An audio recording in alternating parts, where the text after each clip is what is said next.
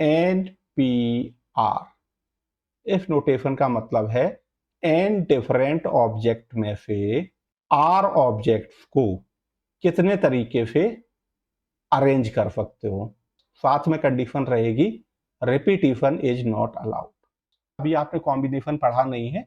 इस प्रॉब्लम में अक्सर बच्चे कंफ्यूज हो जाते हैं कि परम्यूटेशन की प्रॉब्लम है कि कॉम्बिनेशन की प्रॉब्लम है।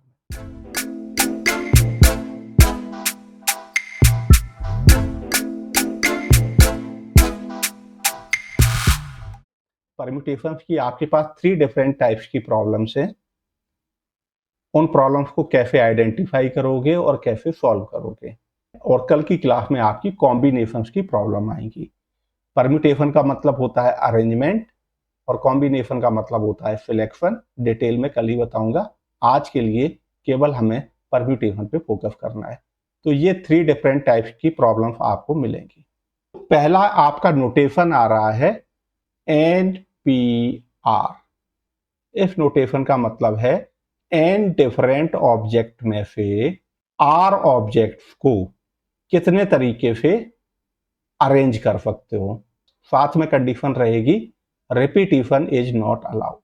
सपोज आपके पास 5 ऑब्जेक्ट हैं। वो 5 ऑब्जेक्ट मैंने क्या ले लिए, A B C D E. इन 5 ऑब्जेक्ट्स में से 2 ऑब्जेक्ट्स को मैं कितने तरह से अरेंज कर सकता हूं। एन की वैल्यू मैंने 5 ली, आर की वैल्यू मैंने 2 ली। तो नंबर ऑफ अरेंजमेंट्स 2 लेटर्स के रिपीटिशन इज नॉट अलाउड। तो इस प्रॉब्लम को हम क्या बोलेंगे, 5p2। तो ये जो प्रॉब्लम है ये कौन सी प्रॉब्लम है, 5 ऑब्जेक्ट में से 2 ऑब्जेक्ट को कितने तरीके से आप अरेंज कर सकते हो, रिपीटिशन इज नॉट अलाउड। इस प्रॉब्लम को ऑलरेडी सॉल्व कर चुके हैं। हमें क्या करना है, टोटल 5 ऑब्जेक्ट थे ए बी सी डी ई। इनमें से 2 ऑब्जेक्ट को कितने तरह से आप अरेंज कर सकते हो। पहले ऑब्जेक्ट को आप कितने डिफरेंट वे में यहाँ पे प्लेस कर सकते हो, 5। और दूसरे को कितने डिफरेंट वे में प्लेस कर सकते हो, रिपीटिशन इज नॉट अलाउड, तो 4। और दोनों काम करने हैं तो 5 इंटू 4। इसका मतलब 5p2 क्या होता है, 5 इंटू 4। अब अगर मैं 3, 2 एंड 1 से मल्टीप्लाई डिवाइड कर दूं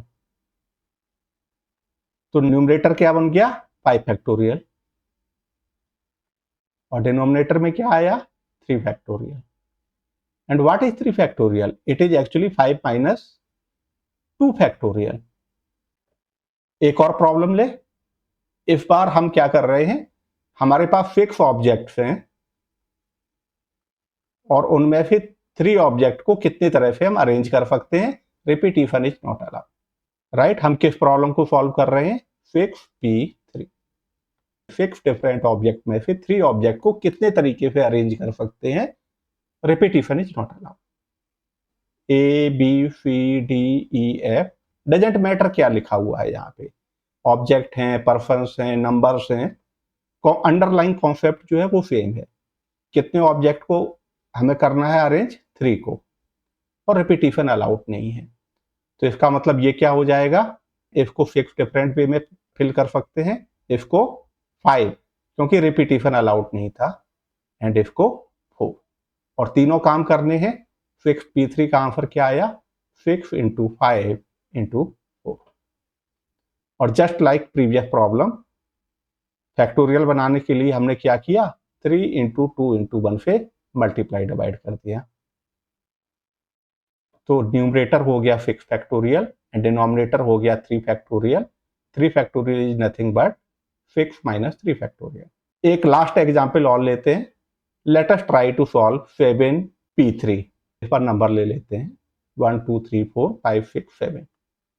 इनमें से 3 नंबर्स को हम कितने तरीके से अरेंज कर सकते हैं, रिपीटिशन इज नॉट अलाउड।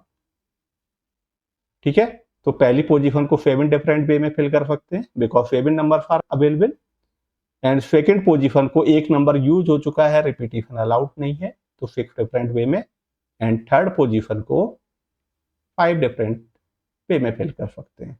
तो 7p3 का आंसर क्या आया आपका, 7 इंटू 6 इंटू 5।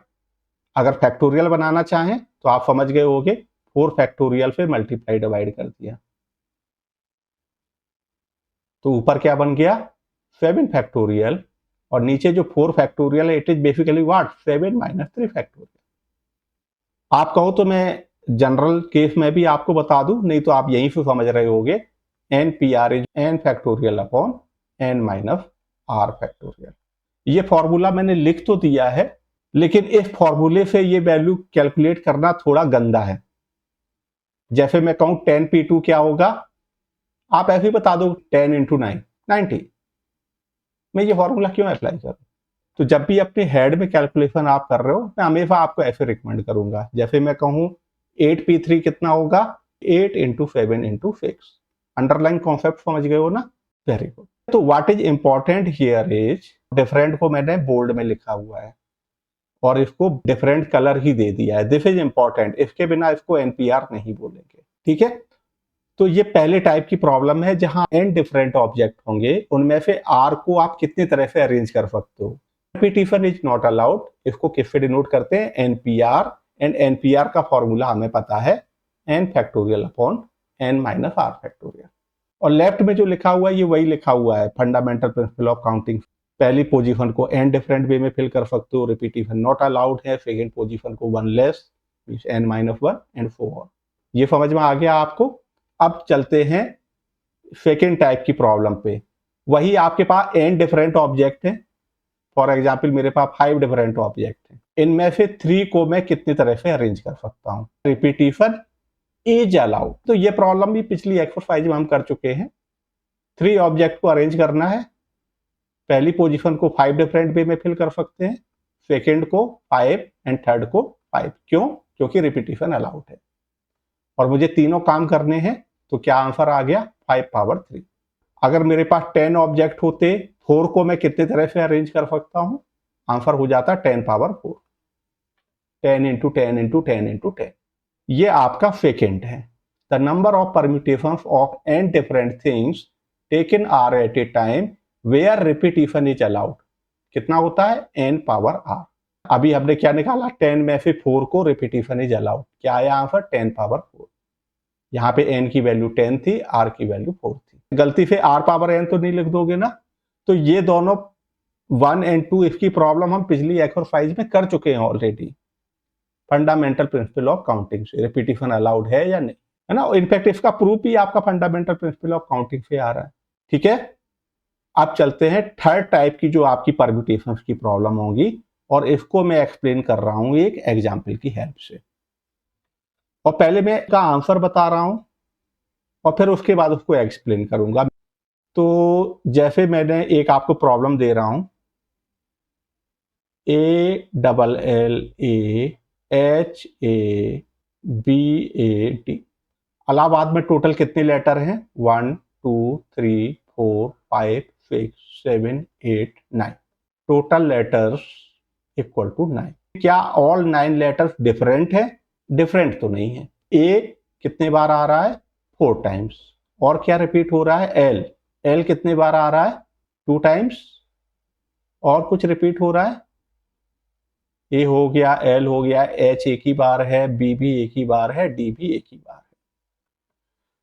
तो टोटल 9 लेटर्स थे, लेकिन वो 9 डिफरेंट लेटर नहीं है। उनमें ए 4 बार रिपीट हो रहा है एंड एल 2 बार रिपीट हो रहा है। तो इस तरह की प्रॉब्लम्स के लिए आपका थर्ड केस है। अभी मैं पीडीएफ को वापस ओपन करूंगा, इस प्रॉब्लम का पहले आप आंसर सुन लो क्या होगा। तो इस तरह की प्रॉब्लम में क्या होगा, आपको कोई वर्ड दिया होगा, जैसे इलाहाबाद दिया हुआ है।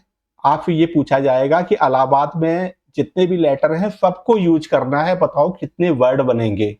उन वर्ड्स का मीनिंग हो या ना हो डजेंट मैटर, मीन्स विद और विदाउट मीनिंग। आंसर इस प्रॉब्लम का क्या होगा, 9 factorial upon what is 9 factorial, total जितने भी लेटर थे उसका फैक्टोरियल। जो भी लेटर रिपीट हो रहे हैं उनके फैक्टोरियल से डिवाइड कर देना है।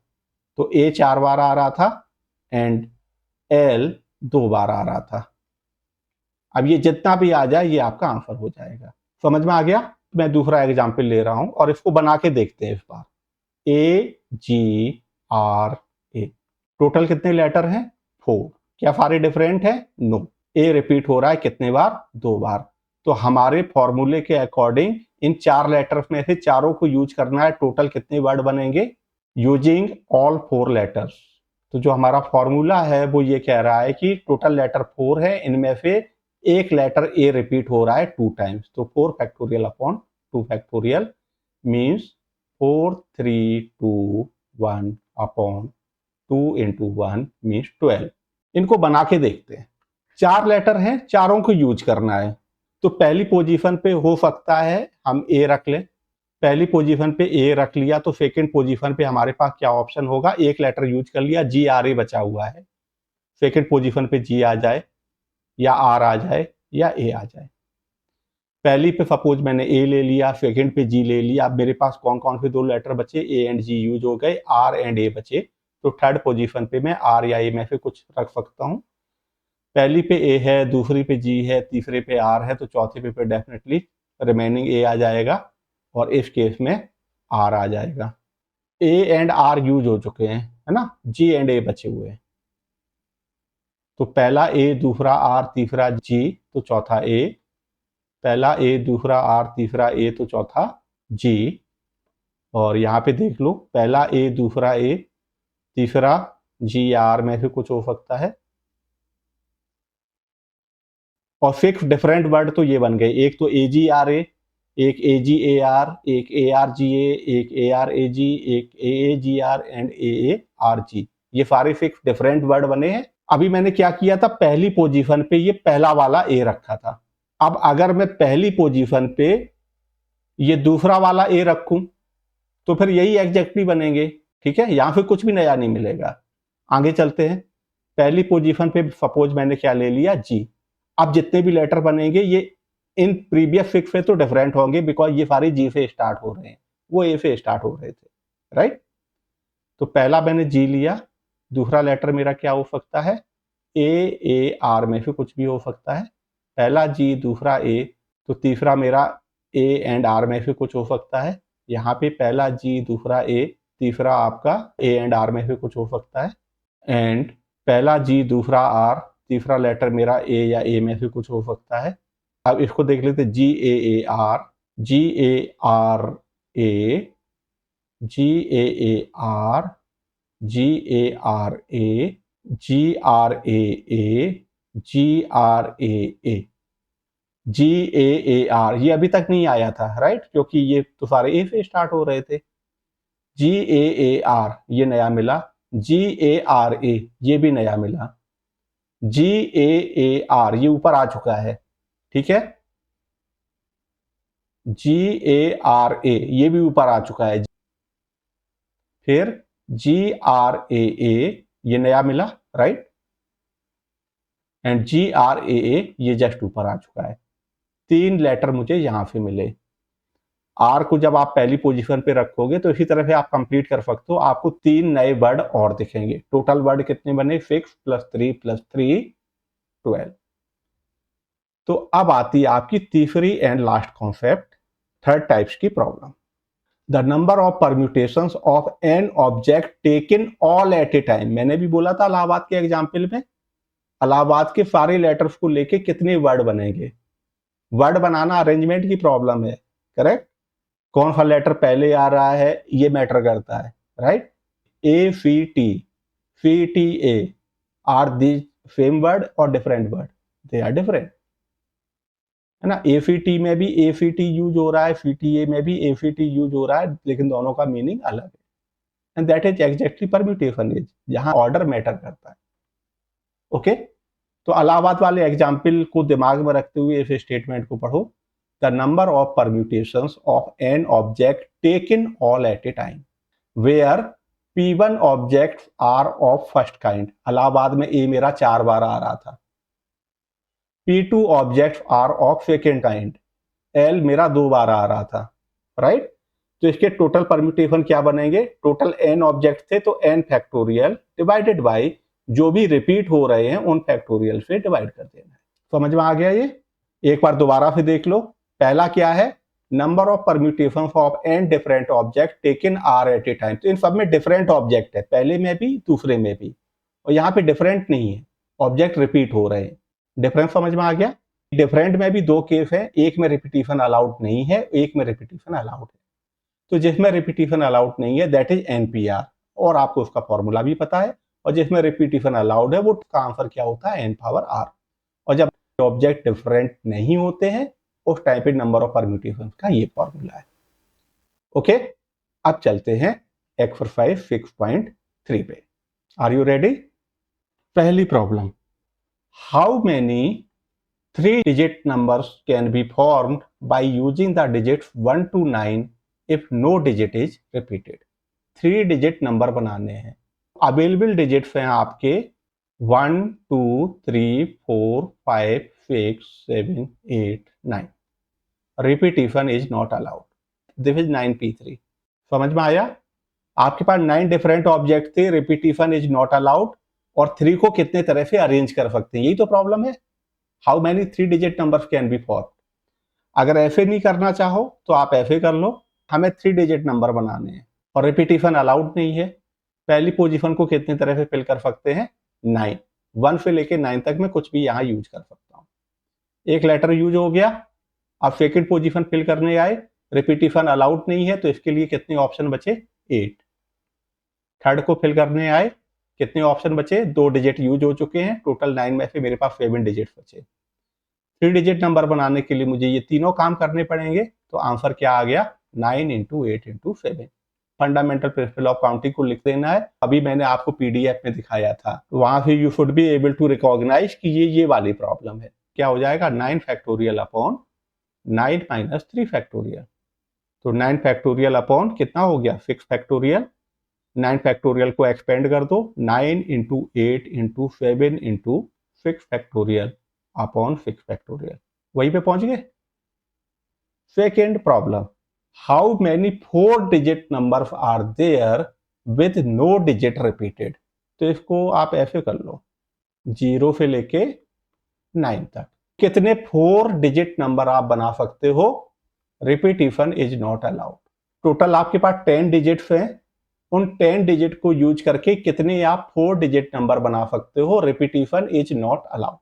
4-digit नंबर बना रहे हो तो लेफ्ट मोस्ट प्लेस पे 0 आप पुट नहीं कर सकते हो। जैसे मैं कहूं कि 0 1 2 3, ये 4-digit नंबर है या 3-digit नंबर है? 123 3-digit नंबर। इस प्लेस को आप कितनी पोजीशन से फिल कर सकते हो? 9। 1 से लेके 9 तक कुछ भी यहाँ पे रख दो, लेकिन 0 आप नहीं रख पाओगे। तो लीडिंग डिजिट जो है इट कैन नॉट बी 0। इस पोजीशन को फिल करने के नंबर ऑफ वेज कितने थे मेरे पास? 9। अब ये काम करने के बाद आगे बढ़े। एक डिजिट ऑलरेडी यूज हो चुका है and repetition is not allowed. तो इसके लिए कितने ऑप्शन बचे? 10 डिजिट में से एक डिजिट यहाँ पे यूज हो चुका है, तो यहाँ पे बचे 9। अब ये काम करने के बाद इधर आए, कितने डिजिट बचे? 8। 2 डिजिट यूज हो चुके हैं और यहाँ पे आए 7। आपको चारों ही काम करने हैं 4-digit नंबर बनाने के लिए। तो फंडामेंटल प्रिंसिपल ऑफ काउंटिंग से आपका आंसर क्या हो जाएगा? 9 × 9 × 8 × प्रॉब्लम नंबर 3 पे चलते हैं। How many 3-digit even numbers, गौर करना इवन नंबर लिखा हुआ है, can be made using the digits 1 2 3 4 6 7 if no digit is repeated. तो अवेलेबल डिजिट आपके पास क्या है? 1 2 3 4 6 7। Repetition not allowed. क्या करना है? 3-digit इवन नंबर्स बनाने हैं। इन प्रॉब्लम्स को ध्यान से पढ़ना है, कुछ भी स्किप ना हो जाए।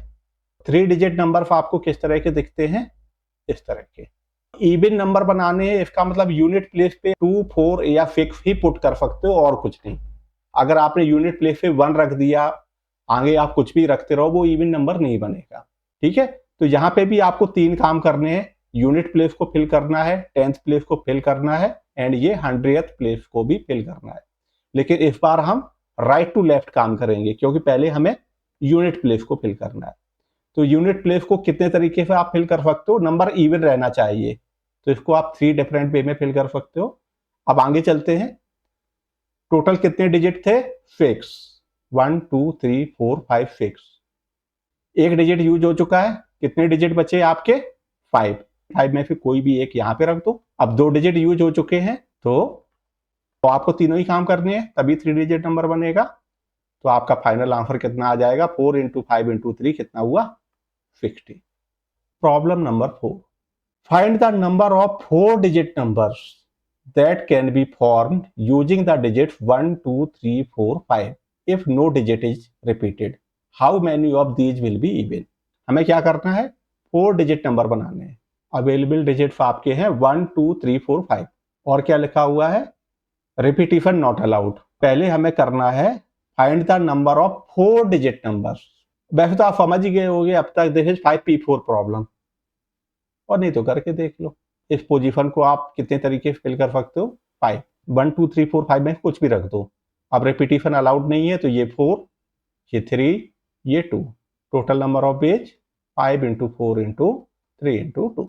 5 डिफरेंट ऑब्जेक्ट में से 4 ऑब्जेक्ट को कितने तरह से आप अरेंज कर सकते हो, repetition is not allowed, try to recognise, यही लिखा हुआ है। आगे कुछ और भी कहा गया था, how many of these 4 digit numbers will be even. अभी भी आपको 4 डिजिट नंबर ही बनाने हैं, लेकिन अब वो इवन होने चाहिए। अब इवन की रिक्वायरमेंट है तो आप लेफ्ट से स्टार्ट करोगे। लेफ्ट पोजीशन को कितने तरह से फिल कर सकते हो, या तो 2 पुट कर दो या 4, तभी इवन रहेगा ये, राइट। तो 2 डिफरेंट वे में। फिर इसको 5 डिजिट में से एक डिजिट यूज हो चुका है 4, इसको 3, इसको 2, टोटल कितना आया 4 3 12 24 48, है ना। इसका आंसर आया था 120 और इसका कितना आया 48।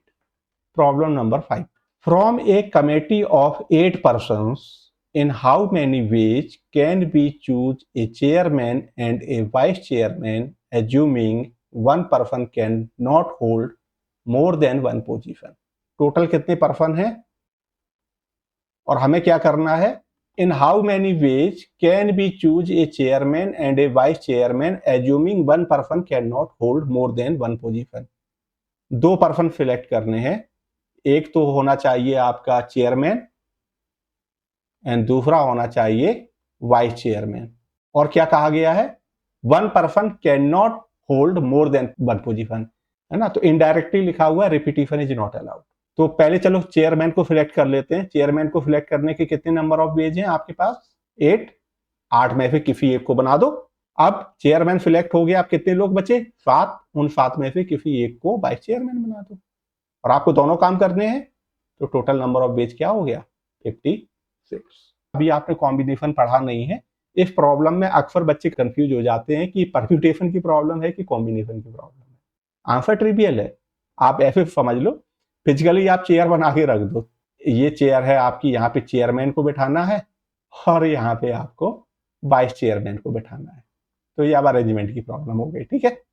प्रॉब्लम नंबर 6 पे, और ये एज सच परम्यूटेशन की प्रॉब्लम है ही नहीं, नॉर्मल कैलकुलेशन है। तो पहली प्रॉब्लम में क्या करना है, हमें n फाइंड करना है। क्या दिया हुआ है, n-1 p3 is to n p4 equal to 1:9, मतलब n-1 p3 upon n p4 equal to 1/9 दिया हुआ है। तो बस फॉर्मूले में वैल्यू रखनी है और कुछ नहीं करना है। फॉर्मूला बताना, एक्स पी वाई क्या होता है, X factorial upon X minus Y factorial. जानबूझ के मैंने एन और आर की जगह एक्स वाई लिखा हुआ है। न्यूमरेटर में क्या रहता है, यहाँ पे जो होता है, डिनोमिनेटर में दिस माइनस दिस। अभी मैं डायरेक्ट वैल्यू रखूंगा तो ये फ्रैक्शन अपॉन फ्रैक्शन दिखेगी, तो मैं थोड़ा ऐसा ही कर रहा हूँ। n-1 p3 equal to n p4, अब रख दो यहाँ पे, तो ये हो गया 9 इंटू n-1 p3, ये रहा फॉर्मूला, क्या हो जाएगा n-1 factorial upon n-1 minus 3 factorial. ये स्टेप समझ में आया। ये हो गया आपका n factorial upon n-4 factorial. अब 9 इंटू n-1 फैक्टोरियल, इसको टच नहीं किया हमने, नीचे ये क्या हो गया n-4 फैक्टोरियल, और यहाँ n को एक बार एक्सपेंड कर दो तो ये लेफ्ट वाले n-1 फैक्टोरियल को कैंसिल कर देगा, और नीचे वाले n-4 फैक्टोरियल को टच करने की जरूरत नहीं है क्योंकि ये ऑलरेडी कैंसिल हो रहा है। ये इसके साथ कैंसिल हो गया, and n-1 factorial n-1 factorial के साथ कैंसिल हो गया। कितना बचा, n इक्वल टू 9। यही आपका आंसर, ठीक है। अब 7th प्रॉब्लम पे चलते हैं। इनमें से कोई एक पार्ट मैं करूंगा, दूसरा आपके लिए होमवर्क रहेगा। कौन सा करूं, फर्स्ट या सेकेंड? चलो फर्स्ट करते हैं। हमें r निकालना है, और क्या दिया हुआ है 5pr equal to 2 minus 1। 5pr का मतलब हुआ 5 factorial upon 5 minus r factorial. xpy equal to x factorial upon x minus y factorial होता है। यहां देखो 2 इंटू 6 फैक्टोरियल अपॉन 6 माइनस, जब भी आप ऐसा सब्ट्रैक्ट कर रहे हो जिसमें मोर देन वन टर्म है ऑलवेज यूज पैरेंथेसिस, नहीं तो माइनस प्लस की मिस्टेक स्टूडेंट बहुत करते हैं। ये स्टेप समझ में आ गया। 5 factorial upon 5 minus r factorial. Left hand side पे कोई चेंज नहीं किया। राइट हैंड साइड पे देखो, इसको एक बार ओपन कर दें तो ये लेफ्ट वाले 5 फैक्टोरियल को कैंसिल कर देगा। नीचे देख लो क्या हो जाएगा, 6 माइनस r ब्रैकेट ओपन करो प्लस 1, तो क्या हो जाएगा 7 minus r factorial. 5 minus r factorial बड़ा है या 7 माइनस r फैक्टोरियल बड़ा है? 7 माइनस r फैक्टोरियल बड़ा है। कितना बड़ा है? 2। तो इसको दो बार एक्सपेंड कर दो। फॉर्मूला क्या होता है? x factorial equal to x into X minus 1 factorial. तो 2 into 6 into 5 factorial upon 7 minus r बाहर निकाला, अंदर क्या रह जाएगा? 7 माइनस r माइनस 1। कितना बचेगा? 6 माइनस r। ठीक है, और इसको एक बार और कर दो ओपन, तो 2 into 6 into 5 factorial upon 7 minus r into 6 minus r into 6 minus r बाहर निकाला, अंदर क्या बचेगा? 6 minus r minus 1 means 5 minus r। अब ये 5 माइनस r फैक्टोरियल इसको कैंसिल कर देगा, 5 फैक्टोरियल इसके साथ कैंसिल हो गया। क्या बचा? 1 इक्वल टू ऊपर क्या बचा? 12 upon 7 minus r into 6 minus r। 7 minus r into 6 minus r equal to 12। Multiply कर दो, 7 6 42 माइनस 7r फिर minus 6r plus r square equal to 12। तो r स्क्वायर माइनस 13r और ये 42 माइनस 12 30 बचेगा। 30 के फैक्टर जिनका सम 13 हो, 10 एंड 3, 10 3 जा 30, 10 प्लस 3 30। तो r square minus 10r minus 3r plus 30 equal to 0। r common लिया, r माइनस 10 माइनस 3 कॉमन लिया, r minus 10 equal to 0। r minus 10 into r minus 3 equal to 0। r की दो वैल्यू मिली है आपको, r equal to 10 and r equal to 3। Check करते हैं क्या दोनों वैल्यू पॉसिबल है। अगर r की वैल्यू 10 है तो ये टर्म क्या लिखा होगा? 5p10। 5 ऑब्जेक्ट में से 10 ऑब्जेक्ट को कितने तरह से अरेंज कर सकते हो? Does it make sense? r equal to 10 is impossible. ठीक है, तो आपका फाइनल आंसर आ गया r equal to 3। Problem number 8, how many words with और without meaning can be formed using all the letters of the word equation using each letter exactly once. EQUATION, ये है ना। टोटल कितने letter हैं? 1 2 3 4 5 6 7 8, सारे different है। Correct. हमें क्या करना है? हाउ मेनी वर्ड्स विद और without meaning can be form using all the letters of the word equation using each letter exactly once. Using each letter exactly once का मतलब क्या? वही repetition not allowed. 8 different object हैं, सभी को लेके कितने अरेंजमेंट बना सकते हो? This is 8p8 means 8 factorial. How many words with or without meaning can be made from the letters of the word Monday, assuming that no letter is repeated? तो repetition not allowed। इस problem में 3 part हैं। पहला part क्या है? 4 letters are used at a time। Total कितने letter थे? 1 2 3 4 5 6। Total आपके पास 6 डिफरेंट लेटर थे। करेक्ट। तो बताओ 6 डिफरेंट लेटर में से 4 को कितने तरह से अरेंज कर सकते हैं? Repetition is not allowed. 6p4। 6p4 का मतलब क्या होगा? 6 इंटू 5 इंटू 4 इंटू 3। ठीक है, तो 6 5 30, 120, 360 आ जाएगा आंसर। चलो सेकेंड पे चलते हैं। सेकेंड में क्या कहा गया है? All letters are used at a time. 6 different letter हैं और सारे यूज करने हैं। 6p6 mean 6 factorial. थर्ड पे चलते हैं।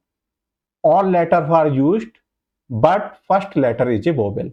इसको देख लो, पहला लेटर क्या होना चाहिए? वोवेल। वोवेल जरा चेक करना है, इसमें क्या है, ओ एंड ए, दो वोवेल है, फिक्स लेटर वर्ड बनाने थे, इनमें से पहला क्या होना चाहिए, वोवेल, राइट। तो पहली पोजीशन को आप कितनी डिफरेंट वे में फिल कर सकते हो, 2, या तो यहाँ पे ओ पुट कर दो या ए पुट कर दो। अब बचे हुए 5 लेटर को आप 5 पोजीशन पे फिल कर सकते हो, और वो कितने तरीके से कर सकते हो, एक साथ ही लिख दूं, 2 इंटू 5p5, 1 2 3 4 5, पहला वोवेल होना चाहिए, रिमेनिंग 5 को 5 पोजीशन में अरेंज करना है, रिपीटिशन नॉट अलाउड है, उसी का आंसर है 5p5। ठीक है, तो 2 इंटू 5 फैक्टोरियल, 5 फैक्टोरियल कितना होता है, 120, तो 120 इंटू 2 240, ये आपका आंसर हो जाएगा। Problem number 10, in how many of the distinct permutations of the letters in Mississippi do the 4 eyes not come together? पूछा गया है नंबर ऑफ परम्यूटेशंस या words in which 4 eyes not come together। पहले investigate करते हैं जो हमें दिया हुआ है। टोटल कितने लेटर हैं, 1 2 3 4 5 6 7 8 9 10 11। टोटल लेटर्स कितने हैं, 11। इनमें से आई 4 टाइम्स आ रहा है, एफ कितने बार आ रहा है, 1 2 3 4 टाइम्स आ रहा है, और पी 2 बार आ रहा है। तो पहले तो मुझे ये बताओ कि अगर मैं इन सारे 11 लेटर्स को यूज करता तो कितने वर्ड बनते। उसका आंसर हो जाता 11 factorial upon 4 factorial 4 factorial 2 factorial. याद आया, इलाहाबाद वाली प्रॉब्लम सॉल्व करी थी। तो इस प्रॉब्लम को मैं ऐसे सॉल्व करूंगा, number of permutation in which 4 eyes not come together equal to total words minus number of words in which 4 eyes are together। Total word में से उन वर्ड्स का काउंट हटा दोगे जिनमें आइज एक साथ आ रहे हैं, तो आपके कौन से बचेंगे, जिनमें 4 eyes आर नॉट टुगेदर। ठीक है, समझ में आ रहा है अभी तक। टोटल वर्ड्स आपके बनेंगे 11 फैक्टोरियल, टोटल 11 लेटर थे, और में से आई 4 टाइम्स रिपीट हो रहा था, एफ 4 टाइम्स रिपीट हो रहा था, एंड पी 2 टाइम्स रिपीट हो रहा था। अब इस प्रॉब्लम को सॉल्व करते हैं, number of words in which all 4 eyes are together. Okay, अब मैं जो कह रहा हूं उसको ध्यान से सुनना। चारों आई एक साथ आने चाहिए, राइट। तो चारों आइज को मैंने टाई कर दिया, और चारों आइज को मैं कितने तरीके से टाई कर सकता हूं, there is only one way. और जो मैं कह रहा हूं उसका मतलब समझो पहले। जैसे मैं कहूं कि ए बी सी, ये कितने तरीके से टुगेदर आ सकते हैं, तो ए बी सी को टाई करना है, how many veg they can be together.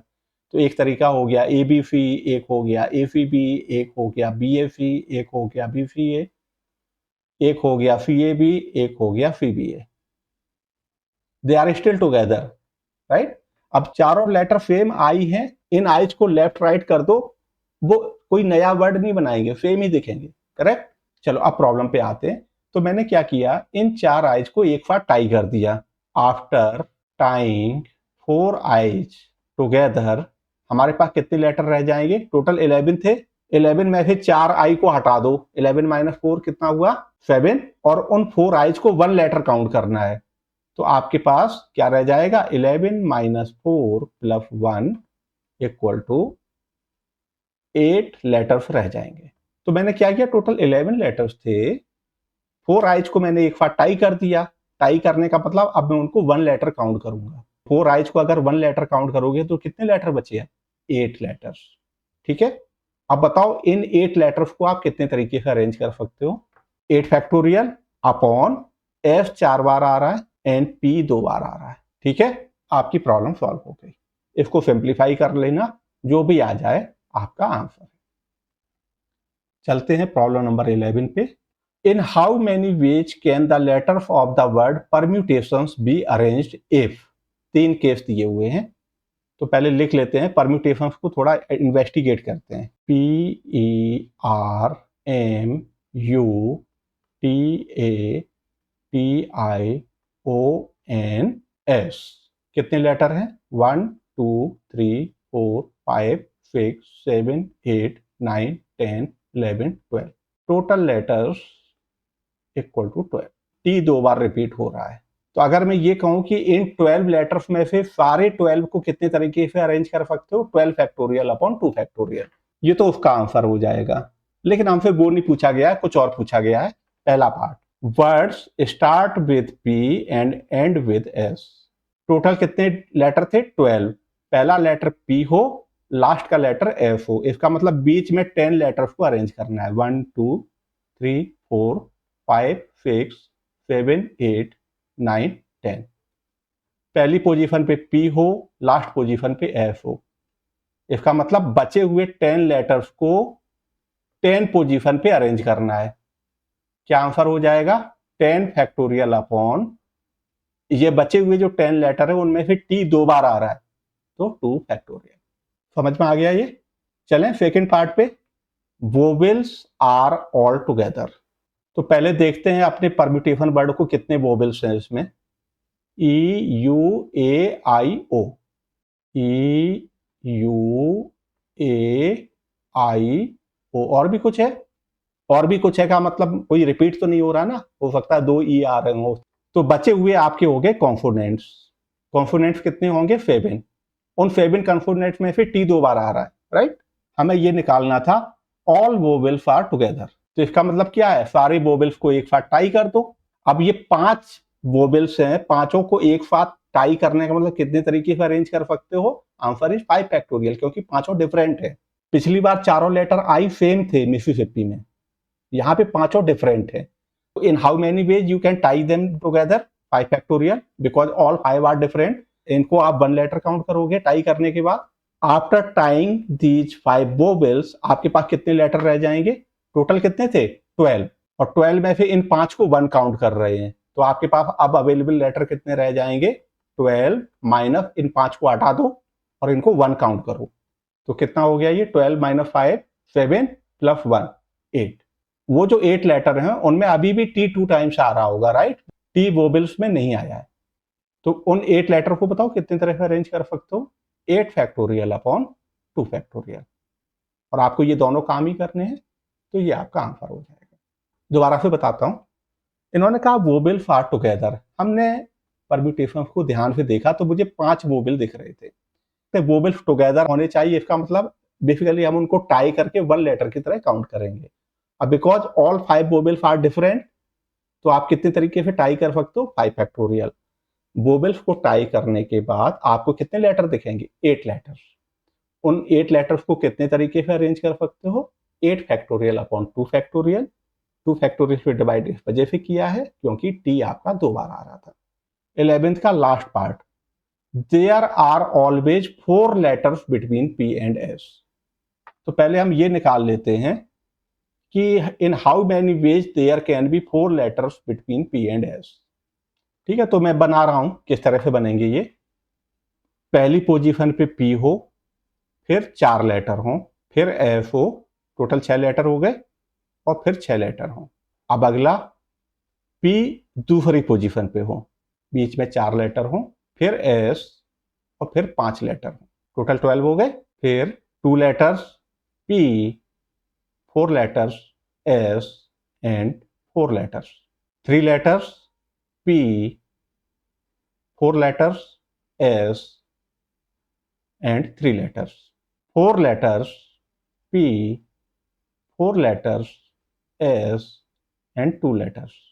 फिर 5 letters P, 4 letters S, 1 letter and 6 letters P, 4 letters and S. तो ये कितने आए? 1 2 3 4 5 6 7। 7 और होंगे जहां पे F पहले होगा, P बाद में होगा। एग्जैक्टली यही लिख देने F और P को इंटरचेंज करके, है ना? S 4 letters, P and 6 letters. मैं इसको कंप्लीट नहीं कर रहा हूं, ठीक है? There are 14 ways in ways P and F के बीच में 4 लेटर आ सकते हैं। ये समझ में आया? तो ये तो रहा 14। मुझे केवल इन्हीं 2 लेटर को अरेंज नहीं करना है, मुझे सारे 12 लेटर्स को अरेंज करना है। तो बाकी बचे 10 लेटर्स को 10 पोजीशन पे कितने तरह से फिल कर सकते हैं? टी 2 बार रिपीट हो रहा था, तो 10 फैक्टोरियल अपॉन 2 फैक्टोरियल। और ये दोनों ही काम करने हैं, राइट? तो आपका क्या हो जाएगा? 10 फैक्टोरियल अपॉन 2 फैक्टोरियल इंटू 14, जो भी आ जाए आपका आंसर है।